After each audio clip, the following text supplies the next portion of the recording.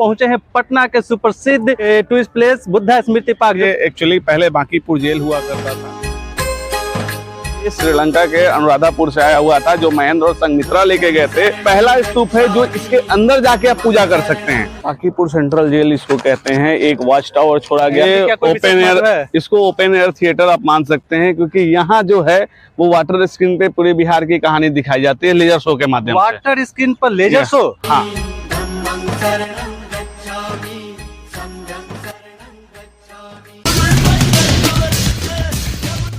बुद्धं शरणं गच्छामि। नमस्कार दोस्तों, मैं सुबोध कुमार, आपका प्यारा दोस्त, प्यारा भाई, स्वागत करता हूं अपने YouTube channel Subodh life for you में। आज हम लोग पहुंचे हैं पटना के सुप्रसिद्ध टूरिस्ट प्लेस बुद्धा स्मृति पार्क, जो कि पटना जंक्शन और महावीर मंदिर के जस्ट अपोजिट में है। आज हमारे साथ जुड़ रहे हैं पटना यूनिवर्सिटी के ancient Indian history and archaeology के assistant professor doctor Dilip Kumar, जो कि एक आर्कियोलॉजिस्ट भी है। आज हम जानेंगे उनकी नज़रों से बुद्धा स्मृति पार्क को।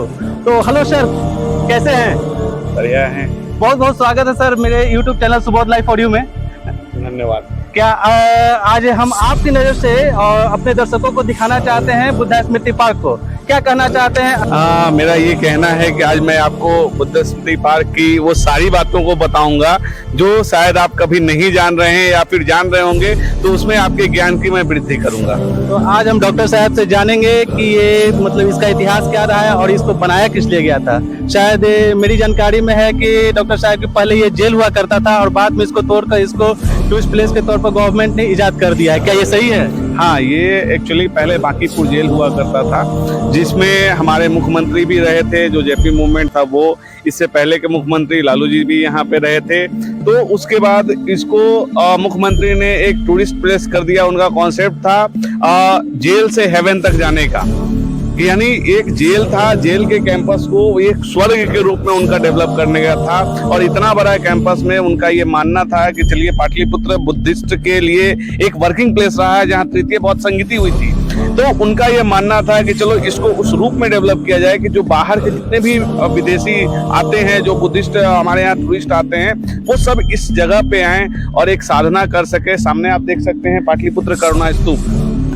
तो दोस्तों, ये ब्लॉग काफी इंटरेस्टिंग होने वाला है, क्योंकि हमारे साथ आर्कियोलॉजिस्ट एक जुड़ चुके हैं जो कि इसके इतिहास के बिल्कुल अंदर तक जाने वाले हैं और हमें बताने वाले हैं बुद्धा स्मृति पार्क के बारे में। तो कहीं जाइएगा नहीं, ब्लॉग काफी इंटरेस्टिंग होने वाला है। तो डॉक्टर साहब चलते हैं।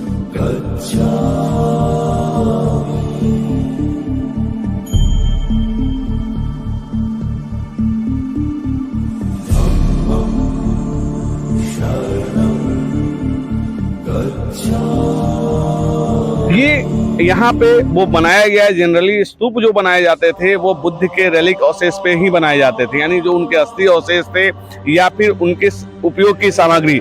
जैसे अगर केसरिया स्तूप देखेंगे तो उसमें हम लोग देखते हैं कि वो बेगिंग बॉल पे है, यानी उनके भिक्षा पात्र पे बनाया गया था वो स्तूप। अब बाद में उस भिक्षा पात्र को ले जाके यहाँ अफगानिस्तान के म्यूजियम में रख दिया गया, काबुल म्यूजियम के गेट पे रखा हुआ है। तो वो बाकी जगह देखेंगे कि जो 8 स्तूप अशोक ने बनवाया था, अशोक से पहले जो 8 स्तूप बनाया गया था, उस 8वें स्तूप को अशोक खुदवा के और उसमें से जो रेलिक्स थे उसको निकाल के वो 84,000 स्तूप बनवाता है। तो हमारे मुख्यमंत्री का भी एक था कि हम भी एक स्तूप का निर्माण कराएं जहाँ पे बुद्ध के अस्थि अवशेष को रखा जाए, और वो यहाँ पे किया गया है, जिसमें 5 कंट्री के द्वारा दिया गया। यहाँ पे अस्थि सुरक्षित रखे गए। मुख्यमंत्री नीतीश कुमार जी, है ना? सही है कि यहाँ पर मतलब कुछ फलदार वृक्ष भी हैं, है? ऐसा कहा जाता है कि आम फलों का राजा है, और ये आम इतने मीठे हैं कि जब आप इसको अगर खाएंगे पकने के बाद, चूंकि यहाँ कोई तोड़ने आता नहीं है, ये पूरे पक जाते हैं, तब इसको खाइए तो इतने रसदार ये फल होते हैं कि आप मानिएगा कि हाँ, बुद्ध का ये प्रसाद के रूप में हम लोग इसको ग्रहण करते हैं। अच्छा डॉक्टर साहब, ये बताइए, क्या ये टूरिस्ट अगर तोड़ के खाना चाहे तो क्या उनके लिए अवेलेबल है? हाँ, कोई भी खा सकता है। जब ये पक जाते हैं तब ये तोड़ा जाता है, उससे पहले नहीं। मतलब पेड़ को नष्ट नहीं करना है, इसे खा सकते हैं। हाँ, खा सकते हैं। और हम लोग पहुंच चुके हैं पाटलिपुत्र स्तूप के पास, है ना? डॉक्टर साहब से जानते हैं इसके इतिहास के बारे में, कब बना था, कब एस्टेब्लिश हुआ था और क्या इसका मकसद रहा है। ये 2010 में इसको नीतीश कुमार ने इसको ओपन किया था पब्लिक के लिए। हाँ, और इसमें यही एक कॉन्सेप्ट है जो मैंने पहले बताया कि एक स्तूप में जो रेलिक्स रखने की परंपरा थी, तो ये पहला स्तूप है जो इसके अंदर जाके आप पूजा कर सकते हैं। जनरली जो स्तूप थे वो बाहर से पूजा करने के लिए था। जब आनंद गौतम बुद्ध से पूछते हैं कि आपकी मृत्यु के बाद हम आपको याद कैसे रखेंगे, तो उन्होंने कहा था, अपने बेगिंग बॉल को उल्टा कर दिया और बताया कि स्तूप के रूप में आप हमारी पूजा कर सकते हो। तो ये बनाने का कॉन्सेप्ट भी था और ये पहला स्तूप है पूरे ये में कि जो अंदर जाके इसके अंदर लोग पूजा करते हैं। यहाँ 2 मॉन्क डिप्यूट किए गए हैं बीटीएमसी की तरफ से, जो बताते हैं कि कैसे यहाँ पूजा होता है। वो पूरा चैंटिंग, सुबह शाम यहाँ चैंटिंग होती है। चैंटिंग बुद्धम शरणम नहीं, वो पूरा प्रेयर, बुद्धम शरणम गच्छामि, तो ये प्रेयर श्लोक है जो बुद्धम शरणम गच्छामि, धम्मम शरणम गच्छामि, संगम शरणम गच्छामि, यानी बुद्ध से बड़े धम्म और धम्म से बड़ा संघ। जो हमारे सांची स्तूप में जो रेलिक के 3 पार्ट दिखाए गए हैं, जो ऊपर छत्र में, उसमें सबसे पहले दिखाया जाता है बुद्ध बड़े हैं, उससे बड़ा धम्म है और उससे बड़ा संघ है। तो संघ का बहुत इंपॉर्टेंस है बौद्ध धर्म में। और यहाँ भी अगर आप देखेंगे तो जापान से, श्रीलंका से, म्यांमार से, साउथ कोरिया से और थाईलैंड से उन लोगों ने जो रेलिक्स जो डोनेट किए थे वो यहाँ पे लाके रखे गए हैं। और वो रेलिक्स भी रखे गए हैं इसमें एक स्तूप की रिप्लिका बना के, जो उस कंट्री में जैसा स्तूप होता है वैसा रेप्लिका बना के यहाँ रेलिक्स रखे गए हैं और बहुत सुरक्षित हैं। अगर ये जो विशेष देखना है तो आप बुद्ध पूर्णिमा के दिन आइए। उस दिन इस स्तूप को इतनी अच्छी तरीके से सजाया जाता है और उसमें जो भी ऑफरिंग्स है, अगर आप जानते होंगे बौद्ध धर्म में कि हर चीज ऑफर किया जाता है, चाहे वो खाने पीने का हो, चॉकलेट हो, बिस्किट्स हो, फ्रूटी हो, कोल्ड ड्रिंक हो, चावल दाल, सारे चीज यहाँ ऑफरिंग्स में आपको मिल जाएंगे। बुद्ध पूर्णिमा के दिन बिल्कुल मिस मत करना, क्योंकि यहाँ भी बहुत ही भव्य तरीका से बुद्ध पूर्णिमा मनाया जाता है। तो डॉक्टर साहब से और भी कुछ जानने की कोशिश करते हैं, तो चलिए चलते हैं आगे।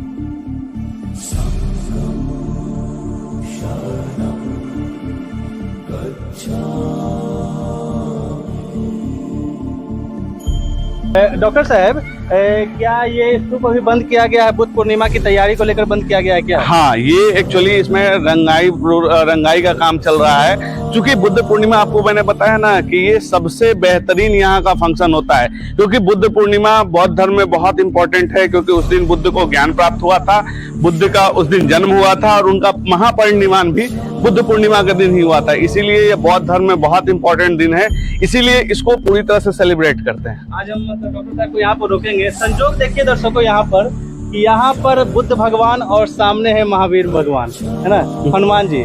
मतलब हमारी आस्था, हमारा जो बिहार है ना, लोग कहते हैं ना बिहार में क्या बा, बिहार में सब कुछ बा। बिहार में इतनी ज्यादा हिस्टोरिकल प्लेस है जिसे अगर आप घूमना चाहें तो आप बहुत ही आराम से घूम सकते हैं, काफी एंजॉय कर सकते हैं। वैसुधम कुटुम्बकम, है ना, यहाँ पर एक्चुअली अगर आप दोनों धर्म को देखना चाहते हैं तो बाद में अगर आपको शायद नहीं पता है, क्योंकि विष्णु के 9वें अवतार के रूप में बुद्ध को मान्यता दी गई। बुद्ध को मान्यता दी गई थी। तो डॉक्टर साहब मुझे एक बात बताइए कि ये जेल था, अचानक से ये फिर जेल को तोड़कर ये बुद्धा स्मृति पार्क के तौर पर इसको इजाद किया गया, आखिर इसका क्या मकसद रहा है? एक्चुअली हमारे माननीय मुख्यमंत्री श्री नीतीश कुमार जी इस पे एक शांति का संदेश देना चाहते होंगे, क्योंकि हमारे यहाँ हर धर्मों की एक आस्था होती है और इतना बड़ा कैंपस था तो उन्होंने सोचा कि नहीं, क्यों नहीं एक ऐसा चीज एस्टेब्लिश किया जाए जो चिरकाल तक अस्थायी रहे। और शायद गवर्नमेंट ने स्तूप के साथ साथ यहाँ पर एक पार्क की भी व्यवस्था कर दिया है ना। वो एक्चुअली पार्क तो बनाना ही था, क्योंकि एक सिर्फ स्तूप नहीं, इसके सराउंडिंग्स एरिया को भी डेवलप किया जाता है। अगर आप कहीं भी जाएंगे, कोई भी टूरिस्ट प्लेस जब बनाया जाता है तो उसके साथ साथ हमको सराउंडिंग्स एरिया को भी डेवलप करना होता है।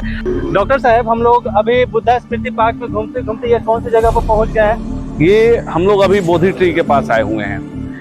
तो एक कॉन्सेप्ट है, बुद्ध को पीपल के पेड़ के नीचे ज्ञान प्राप्त हुआ था।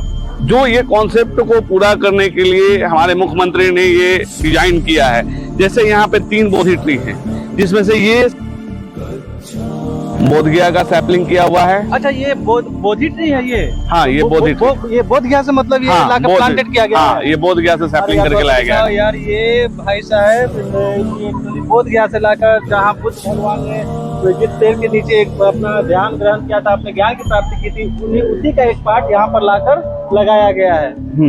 और ये मूर्ति है, वो कॉन्सेप्ट वही था कि जब ये पेड़ बड़े हो जाएंगे तो ये मूर्ति पेड़ के नीचे आ जाएगी। जो भूमि स्पर्श मुद्रा में उनको ज्ञान प्राप्त हुआ था वो चीज है। अच्छा, यानी ये बिल्कुल ही मतलब आगे से समझकर ये मतलब ये मूर्ति को बनाया गया। ये पेड़ छोटे रहेंगे, पेड़ तो बढ़ेंगे ही। हाँ, तो ये पेड़ के नीचे आ जाएगा। और ये श्रीलंका के अनुराधापुर से आया हुआ था, जो महेंद्र और संघमित्रा लेके गए थे यहाँ से बोधि ट्री, उससे सैंपलिंग करके लाया गया था। ये पेड़ भाई साहब श्रीलंका से लाकर लगाया गया है, बोधि वृक्ष, है ना। हाँ। तो डॉक्टर साहब थोड़ा सा इसके इतिहास के बारे में मुझे बताइए कि क्या है इसका मतलब हिस्ट्री। ये महेंद्र और संघमित्रा इसको लेके गए थे यहाँ से, जब बौद्ध धर्म के प्रचार को, अगर माना जाता है कि अशोक ने बौद्ध धर्म को इंटरनेशनल बनाया था। ओके। उसका रीजन था कि उसने अपने बेटे और बेटी दोनों को यहाँ से भेजा था। ये लोग महेंद्र से होते हुए ताम्रलिप्ति बंदरगाह होते हुए तब ये जाके गए थे अनुराधापुर, और वहां इस पेड़ को लगाया था। उस पेड़ से सैपलिंग करके यहाँ लाया गया है। इसके बाद अगर तीसरा पेड़ देख रहे हैं, एक छोटा सा पेड़ है, यहाँ पर शायद इसका हिस्ट्री हाँ, मतलब बना हुआ है। ये गौतम को बहुत बौद्धिक वृक्ष के नीचे, ये मतलब क्या, ये तो बहुत बड़ी बात है, बहुत अच्छी जानकारी है। तो दर्शकों, कभी भी अगर आपको यहाँ पर आना है तो ये पेड़ के पास आए और इसके इतिहास के बारे में जरूर एक बार जो बना हुआ है शिलालेख उसको पढ़ें, है ना। ये अपने आप में एक रोचक विषय है। और तीसरा एक पेड़ लगा हुआ है डॉक्टर साहब, वो श्रावस्ती से है, जहाँ सबसे ज्यादा गौतम बुद्ध ने वर्षावास किया था। वहाँ पे भी एक बोधि ट्री है, वहाँ से सैपलिंग करके इसको लगाया गया। श्रावस्ती मतलब ओपन होकर बताइए। ये उत्तर प्रदेश में श्रावस्ती एक जगह है, वहाँ से ये लाके इसको यहाँ पे प्लांट किया गया है। अच्छा, ये दलाई लामा मतलब आए थे यहाँ। हाँ, ये एक्चुअली यहाँ जो भी काम हुआ है लगभग उद्घाटन के लिए दलाई लामा को यहाँ बुलाया गया है। ये मतलब यूपी के मतलब जहाँ श्रावस्ती, जेतवन श्रावस्ती से ये लाया गया। वो पेड़ है कि आपका मतलब जहाँ भगवान मतलब बोध गया का है, ग्रहण किए थे, उसका है बोध गया, श्रावस्ती और अनुराधापुर। लेकिन क्या खूबसूरत तरीका से ये पार्क को सजाया गया है। ये दोस्तों एक फ्लावर है, एग्जैक्टली फ्लावर का नाम मुझे पता नहीं चल पा रहा है, लेकिन इसका पेड़ की मतलब जो सजावट और पेड़ का जो सीक्वेंस जो लगाया गया है वो अपने आप में बहुत बड़ी चीज़ है ना। तो डॉक्टर साहब के इस पार्क के बारे में कुछ बताइए। ये actually decorative point of view से लगाया गया है। इसमें बहुत खूबसूरत से उजले उजले फूल आते हैं, तो अच्छा लगता है पार्क को सुंदर। अगर आपको ये फूल देखना है तो इधर देखिए, जेल का जो रिमेन्स हम लोग का छोड़ा गया है उसमें वो सारे फ्लावर्स अभी फूले हुए हैं। ये एक्चुअली जेल जो था वो उसका कुछ पार्ट छोड़ा गया है एज ए मतलब हेरिटेज के लिए, है ना। हाँ, एक्चुअली आर्कियोलॉजी का नॉर्म्स कहता है कि जब भी कोई भी चीज अगर आप पूरी तरह उसको खत्म नहीं कर सकते, इसीलिए जेल की कुछ बाउंड्री और वॉच टावर को छोड़ दिया गया, जो दिखाने के लिए कि ये पहले कभी जेल हुआ करता था, जिसको बांकीपुर सेंट्रल जेल के नाम से ये जाना जाता था। अच्छा, ये तो दोस्तों, ये जनरली लोग जेल के बारे में सुने हैं, जेल के बारे में बाहर से देखे हैं, लेकिन आज मैं बिल्कुल ही एक हेरिटेज वाला जेल दिखा रहा हूँ, जो कि मतलब आपने नहीं देखा होगा। अगर आप आए भी हैं तो काइंडली बुद्धा स्मृति पार्क में ये नोटिस करें। आर्कियोलॉजी कहता है कि अगर आप किसी हेरिटेज को आप पूरी तरीके से खत्म नहीं कर सकते हैं, आपका उसका कुछ पार्ट्स रखना होगा। ये मैं नहीं, मैं डॉक्टर साहब बता रहे हैं जो कि खुद ही एक आर्कियोलॉजिस्ट है। तो ये है जेल, जो कि थोड़ा सा पार्ट्स इसको रख दिया गया है ना।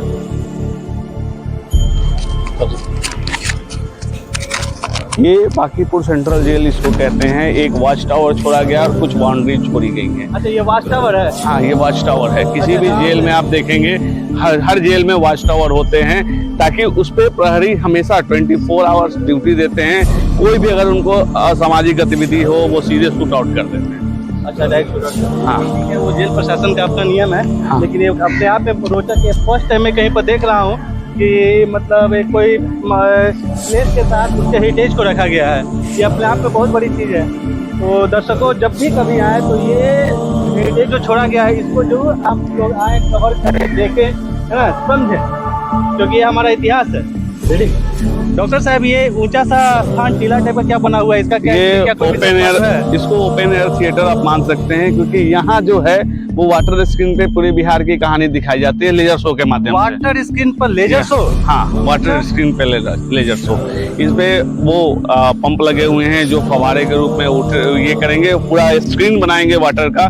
ये वाटर स्क्रीन पे यहाँ पे होती है। और ये दर्शकों के बैठने के लिए जो ऊंचा सा टीला आपको दिख रहा है, ये ओपन एयर थिएटर आप इसको मान सकते हैं कि ओपन में लोग बैठ के इस शो का मजा लेते हैं। लगभग आधे घंटे की मूवी है और इसमें बिहार का लगभग समग्र इतिहास आधे घंटे में समेट दिया जाता है। ये बहुत ही खूबसूरत होता है।